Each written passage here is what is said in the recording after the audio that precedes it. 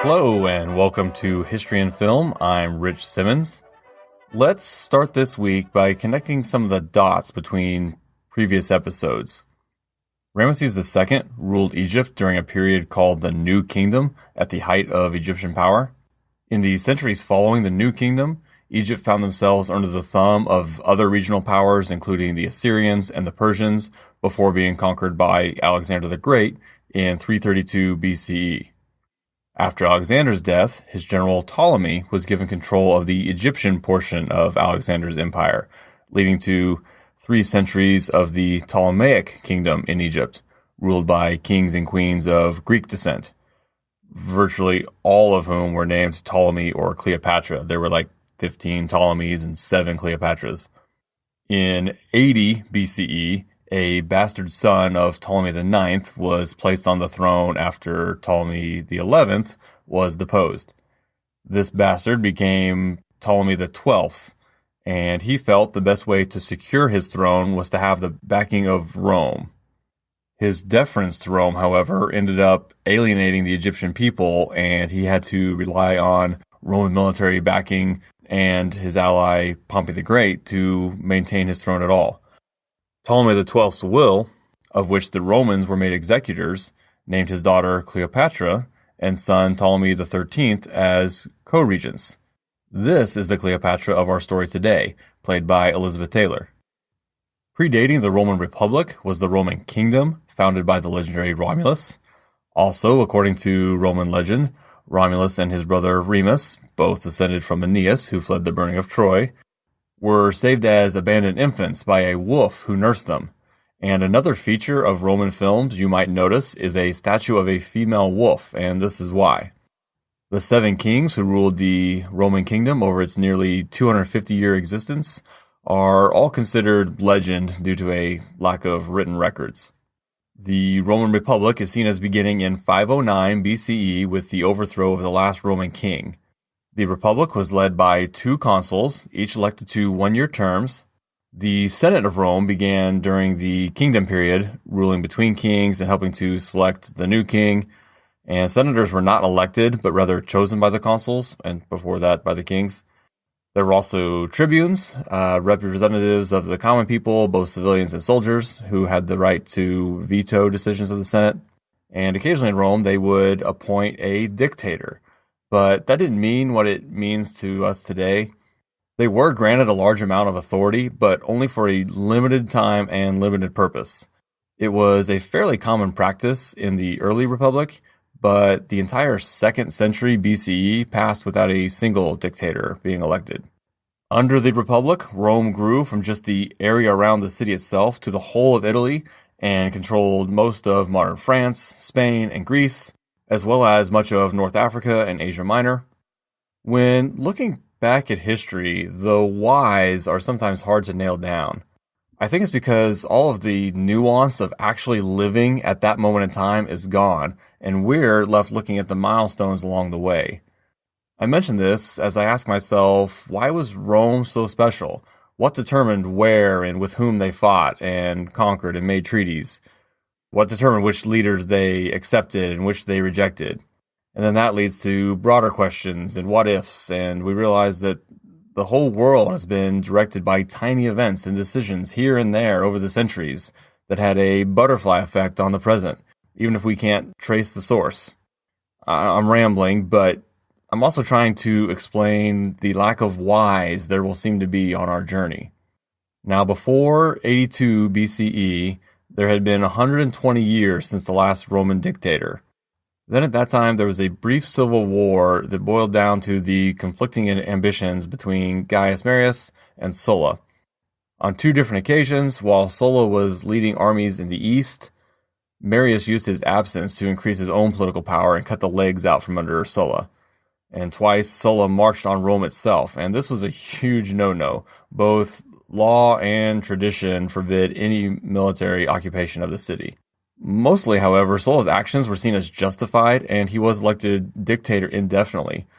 Sulla was mentioned in Spartacus when someone suggests to Crassus that he could bring his army into Rome, but Crassus refuses to even consider it.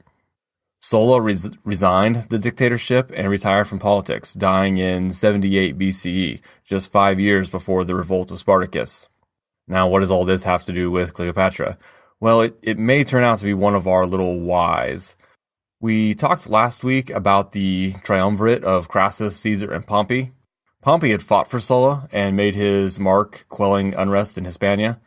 He returned to Italy to aid in the mopping up of the slave rebellion of Spartacus, and was elected consul by a special decree as he was younger than the required age to serve. He was 35, he had to be 41. Julius Caesar was 6 years younger than Pompey. Family and marriage ties had put Caesar on the side of Marius in the earlier conflict with Sulla. So, though born into a patrician or noble family, Sulla stripped Caesar of all inheritance while he was dictator, and Caesar had to become a self-made man.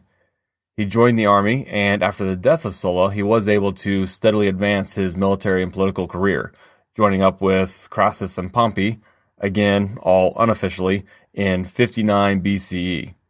Caesar was elected as consul for the first time that year, and then Caesar spent 8 years in Gaul, where he had massive success enriching Rome and himself, likely overreaching his authority.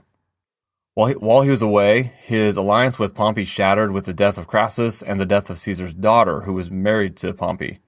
Their own ambitions and fear of each other put them directly at odds. The Senate and Pompey ordered Caesar to relinquish command and return to Rome. Caesar's hand was forced. He either had to return hat in hand and face potential prosecution, or return with the might of his legion. This is Julius Caesar. He chose the latter, as Sulla had before him. Pompey fled Rome. Caesar left his pal and general Mark Antony in charge, while he chased and defeated the various scattered forces of Pompey. The final fight was the Battle of Pharsalus in Greece. And this battle, I know you probably thought I forgot, is the opening scene of the 1963 film Cleopatra.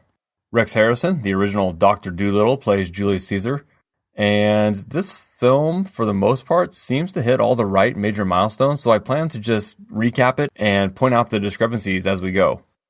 As his men celebrate his triumph, Caesar isn't overly excited, as all they've done is defeated other Romans. They learn Pompey himself has escaped to Egypt, who is dealing with its own civil war, as both Ptolemy and Cleopatra want the throne to themselves. And the movie ignores the fact that even though they were brother and sister, they were also married, not that it was probably their choice. There was actually a fair amount of inbreeding in Ptolemaic Egypt. Now, while Cleopatra didn't have any children with her male relatives, she herself was extremely inbred. It's too complicated to even summarize with words as far as, whose mom was also their aunt and sister and all that. So I'll use numbers instead. In the absence of inbreeding, your parents, grandparents, great-grandparents, and great-great-grandparents would be a total of 30 people. 2 plus 4 plus 8 plus 16. So 30. For Cleopatra, this number was 13 to 18 people, depending on which account of her father's parentage is true.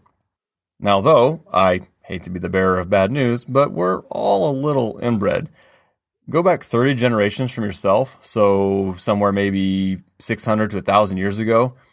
The number of unique ancestors required in that first of 30 generations leading down to you would be 2 to the power of 30, which is over 1 billion.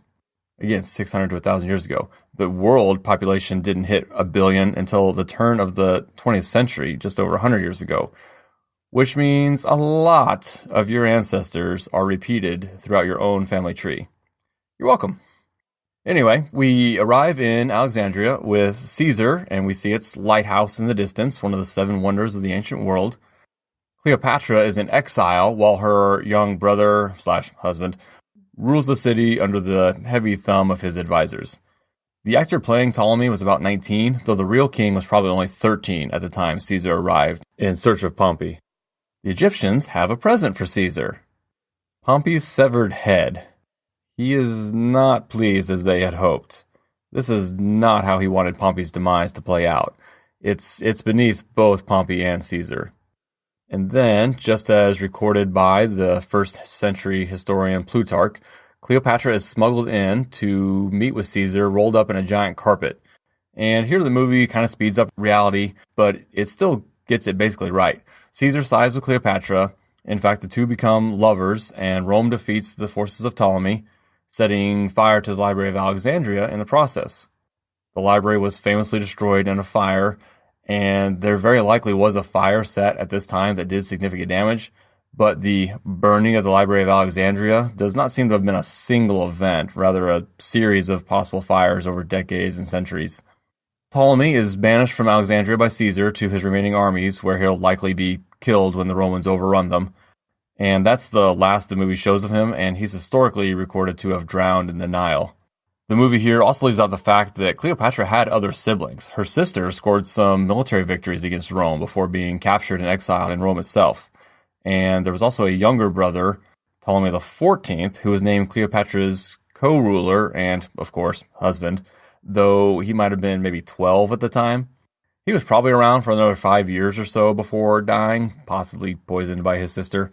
Though he would have been an odd character to have included in the movie and tagging around with Cleopatra, her little husband brother in tow for half the movie.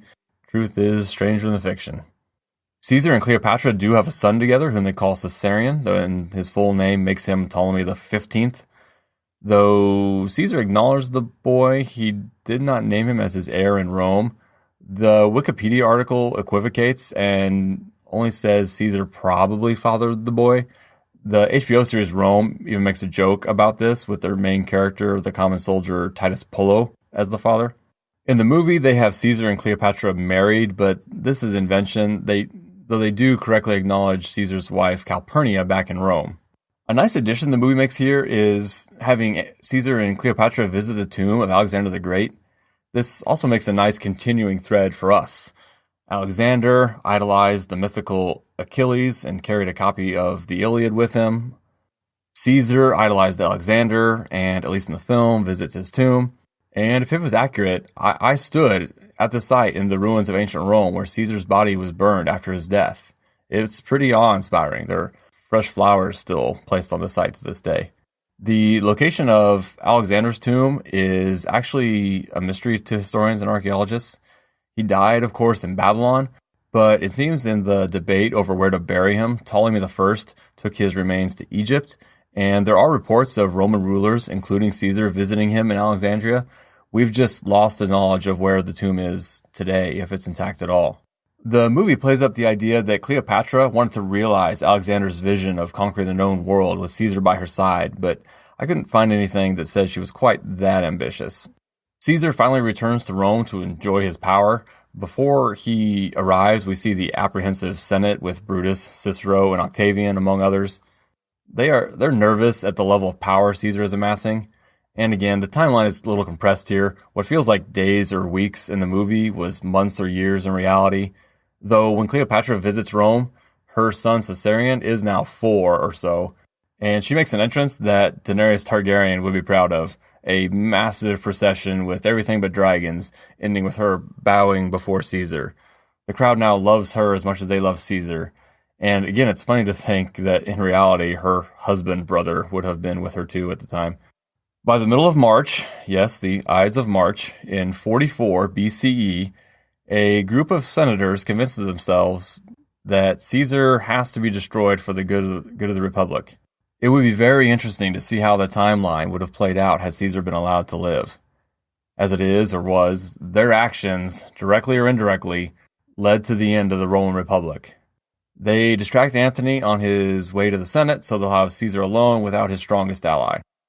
In the film, we see the assassination of Julius Caesar through the eyes of Cleopatra, who's watching it unfold in a vision induced by a psychic medium. And historically, Cleopatra was still in Rome when Caesar was stabbed to death on the Senate floor. The rest of the movie is now about the relationship between Mark Antony and Cleopatra. Antony is played by Richard Burton, Elizabeth Taylor's 2-time husband. They were married and divorced twice.